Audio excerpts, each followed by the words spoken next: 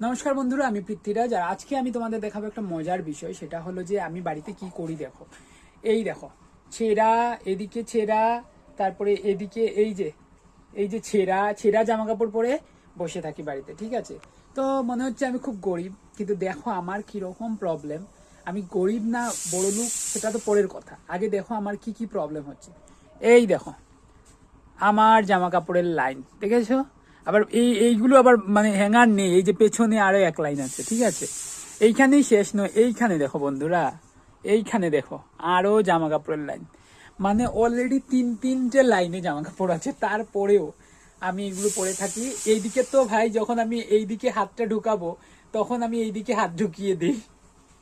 শুধু ভাবি যে কি করছি আমি, এটা এত কমফোর্টেবল হয়ে গেছে, এটাই পড়ছি বহুদিন থেকে।